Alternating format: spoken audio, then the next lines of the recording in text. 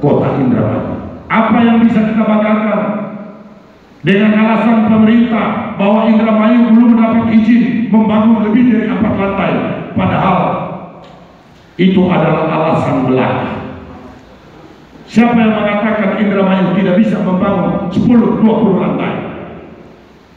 Mari kita uji pembangunan ibu kota negara yang ada di Kalimantan, di daerah gambut, bisa mendapat izin puluhan lantai dibangun di Kalimantan. Kenapa Indramayu bukan daerah gambut malah dilarang? Cirebon bisa, kita bisa lihat Cirebon hotel bintang 5 begitu banyak,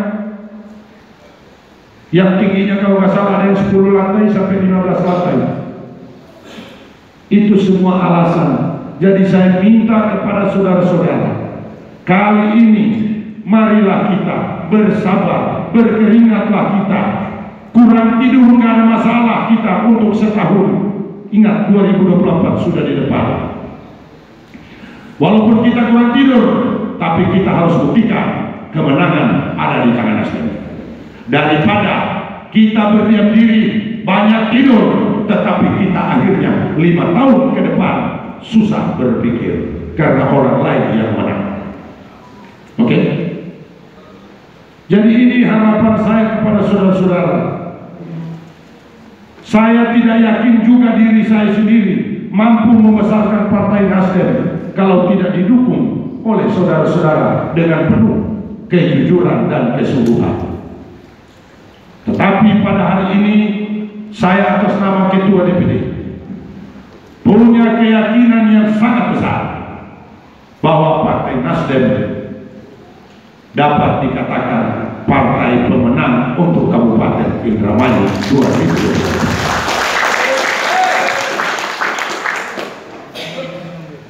Kita bisa lihat contoh saya berikan dari salah satu pengalaman kemarin.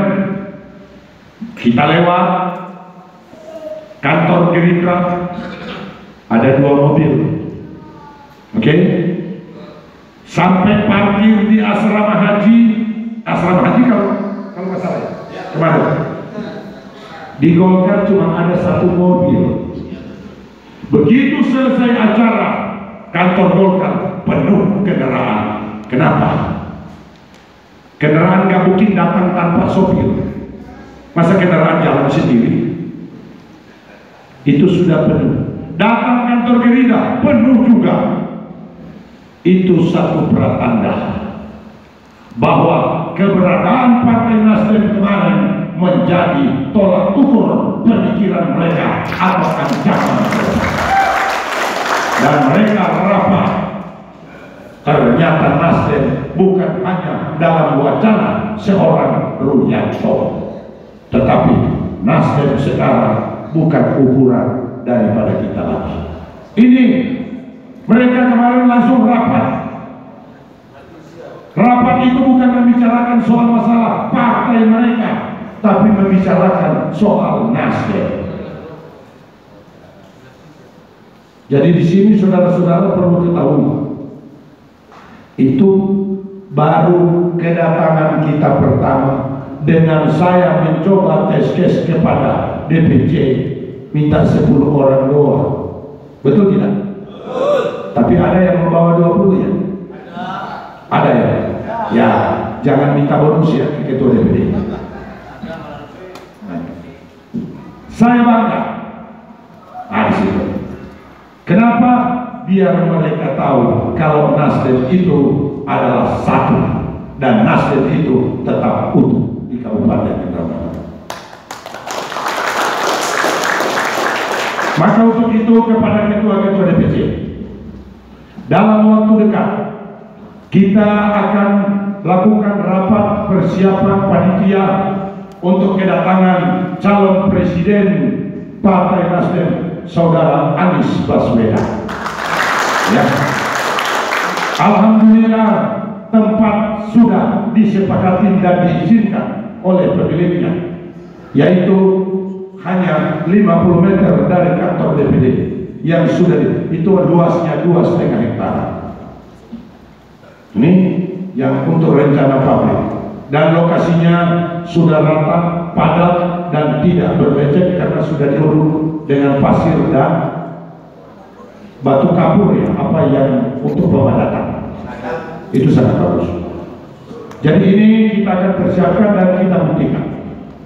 Saya minta kesungguhan DPC dalam rangka kedatangan Anies Baswedan.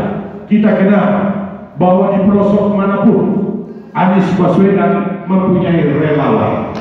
Tapi ingat, kita ini adalah pemilih yang mewujudkan Anies. Jadi saya apapun akan lakukan, minimal kedatangan Anies Baswedan ada 30.000 Nasdem yang harus kita tampilkan dalam acara ini. Supaya apa? Supaya partai-partai tetangga, kalau kemarin kesenggol kerikil, sekarang dia kesenggol batu gajah. Baik, biar dia tahu.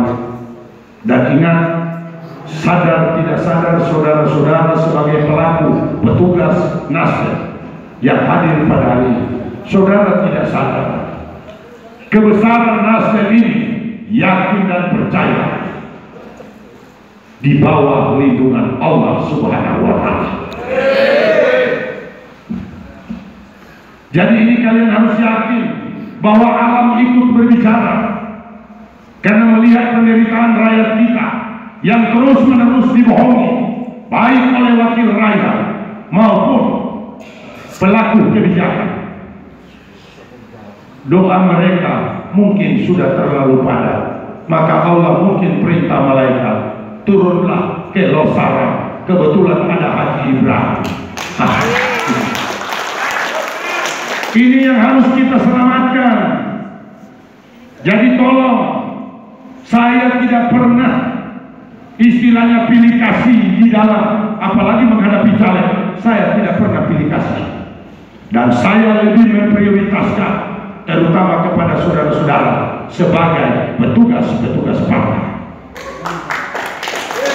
Ini tolong. Dan saya ulangi pada hari ini, kalian gak usah ragu. Saya tahu pasti di antara calon bacalek sudah ada yang berpikir, mungkin ngomong dengan istrinya, "Mah, sawah kita masih berapa hektar ya?" Waduh, gimana mah kalau 1 hektar kita jual dulu, karena saya mau persiapan bacalek. Betul? Pasti. Kemungkinan ketua baru lelean juga begini. Tapi saya nyatakan hari ini, kalian gak usah pusing, saya siapkan subsidi buat kalian.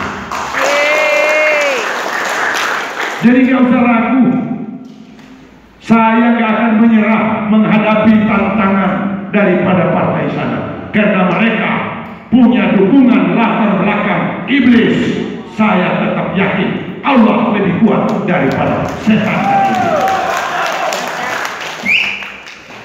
Saya tidak pernah bersandar kepada kekuatan uang yang besar. Saya tidak pernah bersandar kepada kekuatan kepintaran yang saya miliki.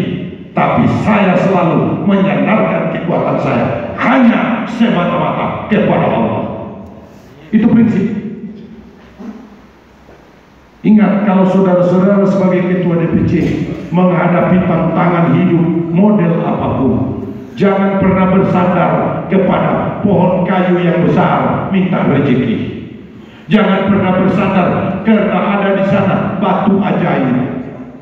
Jangan bersandar di pinggir laut yang di sana itu sering ikan hiu besar muncul.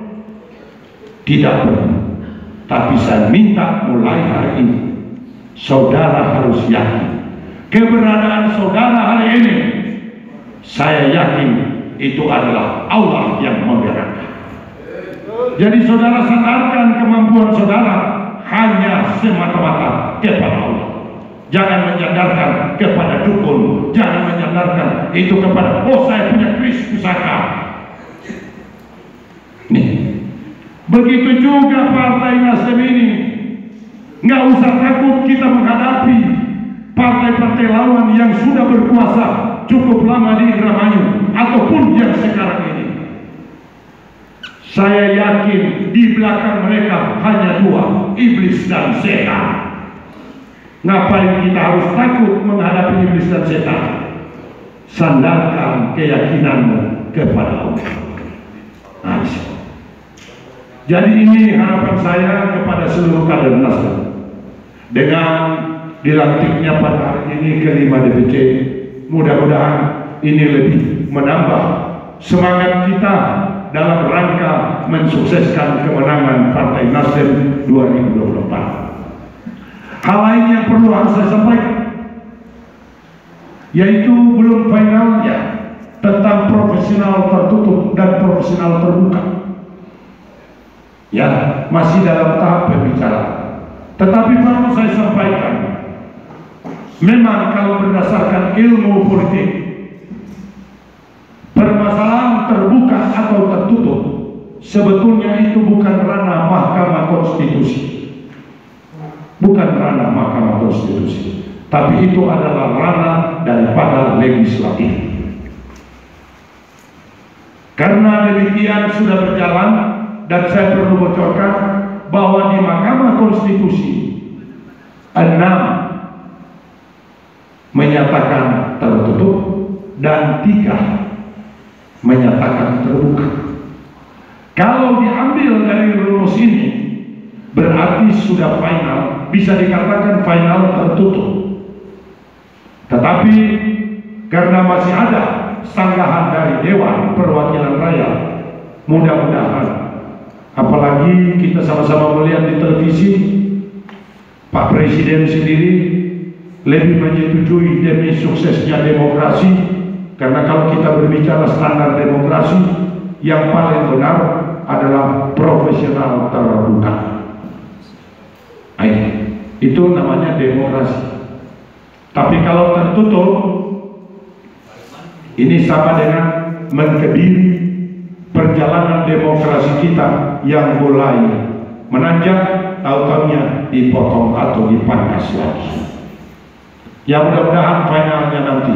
Tetapi saya atas nama Ketua DPD, saya tahu jawaban terbuka ataupun tertutup. Kepada saudara-saudara, baik bacalek, baik pengurus, jangan pernah ragu melangkah.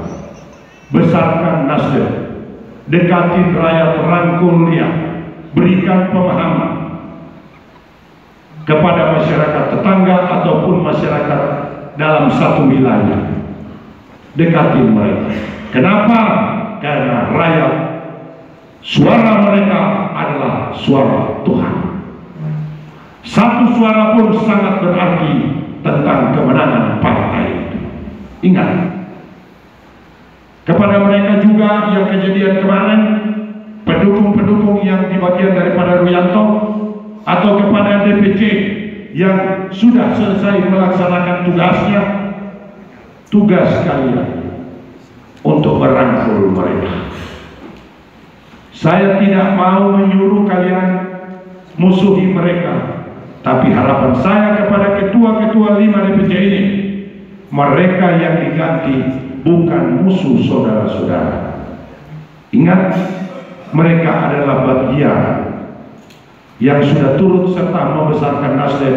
Tolong kepada kalian 5, rangkul mereka beserta dengan para pendukungnya. Oke? Mereka bukan musuh kita. Juga kepada Pak Haji Ruyanto, masuk dalam wilayah dapil 3 ya. Tergabung di dapil 3 berapa kecamatan? 7. Tugas kalian 7 DPC yang ada di dapil, berikan pemahaman kepada masyarakat secara luas bahwa pemberhentian Haji Ruyanto bukan kehendak Haji Ibrahim. Pemberhentian Haji Ruyanto adalah kehendak ketua sebelum saya, yaitu Satur dan juga Dewan Pimpinan Pusat. Supaya nggak dipelintir seakan-akan saya SP1, SP2, SP3, itu bukan saya yang mengusulkan Ruyanto untuk di-PAW. Itu Satori, bukti-bukti lengkap. Betul tidak? Di dalam persidangan pun jelas.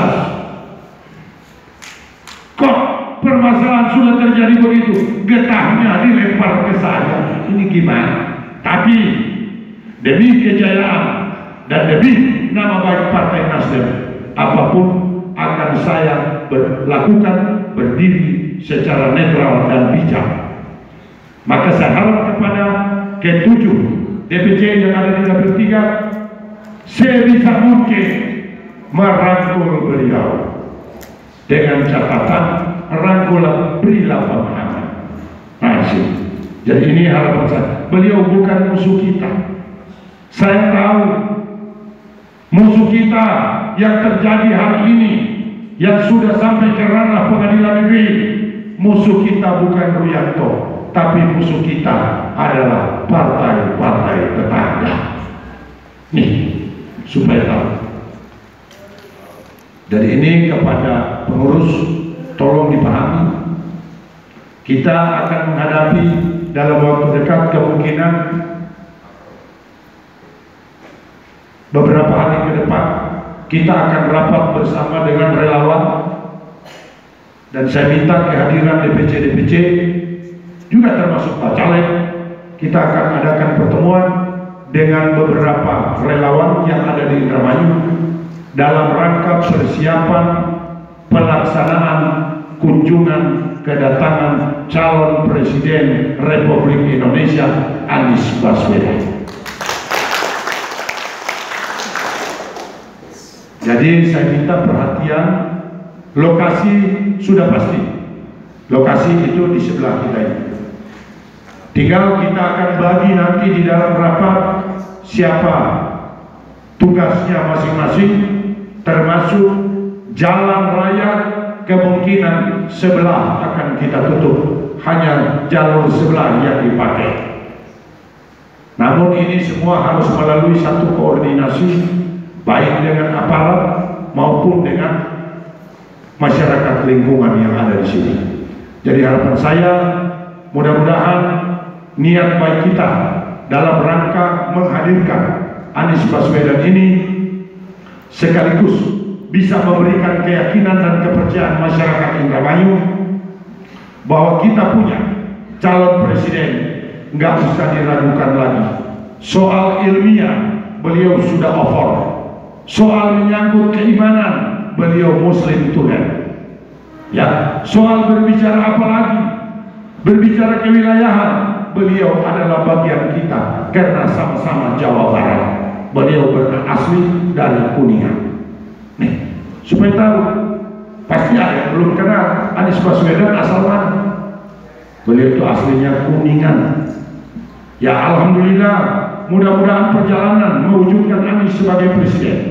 Dan di dalam acara ini, kedatangannya di Indramayu akan tampil beda dengan daerah yang lain. Kenapa? Kalau di daerah lain beliau hanya datang menyaksikan turnamen final voli seperti di Kerawang. Kalau di Ciamis gerak jalan santai. Nah, mungkin daerah lain seperti Bandung barusan dihadiri oleh kurang lebih 20.000 ya, Kabupaten Bandung. Itu juga dalam rangka gerak jalan. Kenapa? Karena dibatasi. Anies nggak boleh memberikan arahan berlebihan, jangan sampai dikatakan bahwa itu adalah kampanye. Betul tidak? Tapi kita mendatangkan Anies di Kabupaten Indramayu sekaligus memberikan perhatian kepada seluruh rakyat Kabupaten Indramayu dan para tokoh pemuka adat. Anies datang ke Indramayu didampingi oleh 31 kecamatan tokoh-tokoh yang memahami adat. Kita siapkan seragam baju adat Indramayu dan sekaligus mengukuhkan Anies calon Presiden Republik Indonesia sebagai pemangku adat Kabupaten Indramayu. Kita kukuhkan beliau sebagai pemangku adat, sehingga kalau beliau menjadi presiden, lepas dari urusan kenegaraan, wajib buat beliau, karena beliau pemangku adat Indramayu, wajib. Jadi beliau datang itu akan disambut dengan tarian sesuai dengan budaya kita Indramayu. Sekaligus mungkin ya tokoh-tokoh adat yang ada di Indramayu, kita satukan visi-visi. Kira-kira seragam adat yang bagaimana Indramayu yang kita akan pasangkan kepada saudara Anies. Ini tidak dilakukan oleh kabupaten lain di Jawa Barat, yakin ini hanya ada di Indramayu. Kita mendatangkan dia untuk menerima penghargaan dan rasa kesukaan sekaligus kebanggaan dari, kita tidak mengklaim seluruhnya, tapi sebagian rakyat Indramayu memberikan kepercayaan Anies pantas dan wajar untuk mendapatkan suatu pengakuan atau pengukuhan sebagai pemangku adat Kabupaten Indramayu. Ini yang kita akan lakukan.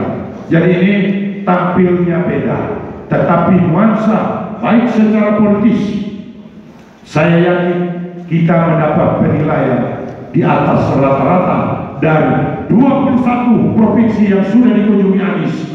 Saya yakin satu-satunya Indramayu yang melakukan acara seperti itu. Tidak ada. Saudara-saudara perlu ketahui, kita sering nonton di televisi, setiap ketua umum datang ke satu daerah, datang ke Kalimantan, datang ke Medan, datang ke Papua, beliau bukan dikukuhkan, tapi beliau disambut dengan adat dan dipasangkan topi adat. Itu yang terjadi biasanya.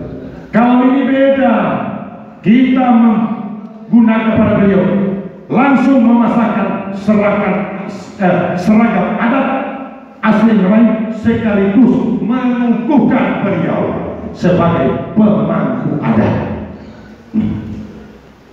Jadi beda. Kalau kita datang ke satu daerah, kita dipasangkan topi Dayak, ya itu biasa. Tapi bukan pemangku adat Dayak. Kita dipasang selendang kayak di NTT. Dan saya alami, saya dikukuhkan sebagai pemangku adat di Pulau Timor, karena Timor-Timor, NTT itu semua dulunya disebut Pulau Timor. Pada saat saya mengumpulkan pengungsi 134.000 di lapangan Betul, itu saya, dan ini Ibu Haja saksi hidup dalam posisi hamil, saya dikukuhkan 134 tokoh-tokoh adat mengukuhkan saya sebagai pemangku adat Pulau Timor. Ini semua lengkap, data saya lengkap. Nah, saya kepingin menjadikan Anies juga sebagai pemangku adat Indramayu, supaya kalau dia jadi presiden, kelebihan kita datang bukan karena dengan datang mungkin mau minta jabatan ini dan ini. Wajib buat kita begitu datang. Dari mana? Ini Pak, KTP saya Indramayu. Yakin cara melayaninya akan berbeda karena dia sebagai pemangku adat. Betul tidak? Ini harapan saya, kita harus samakan visi dan misi ini. Mari kita kembalikan cara berpikir yang sehat, bahwa dan penuh keyakinan. Ingat, saya tidak pernah mau berharap kepada 31 DPC percaya tidak percaya, percaya tidak percaya. Nasdem menang tidak menang, Nasdem menang tidak menang. Mendingan badan kita jadi karet, kalau maju mundur, maju mundur. Ingat, sekali kita mengucapkan Allahu Akbar, ingat, jangan pernah Anda meyakinkan yang lain semata-mata hanya kepada Allah. Jadi saya pikir cukup sekian, mengingat persiapan. Pasti ada yang belum makan. Jadi karena sudah ada yang disiapkan, kita makan siang dulu. Dan saya atas nama Ketua DPD, secara pribadi atau secara organisasi, saya bangga. Dan saya percaya saudara-saudara dengan penuh keyakinan dan niat yang besar untuk merubah Indramayu ke depan, agar saudara-saudara kita bisa masuk pada suatu kesejahteraan dan keadilan. Oke? Jadi saya pikir cukup sekian dari saya pada hari ini. Ini adalah merupakan anugerah kita dapat melaksanakan pelantikan secara resmi 5 DPC. Dan saya minta kepada kalau 5 berarti 26 DPC yang lain, tolong kita saling tukar informasi, dukung-mendukung satu sama lain. Karena ingat, berat sama dipikul, ringan sama dijinjing. Insya Allah, kalau satu orang tidak mampu, datang 2 orang, setengah mampu, datang 3 orang, pasti mampu. Oke? Dan saya pikir cukup sekian dari saya.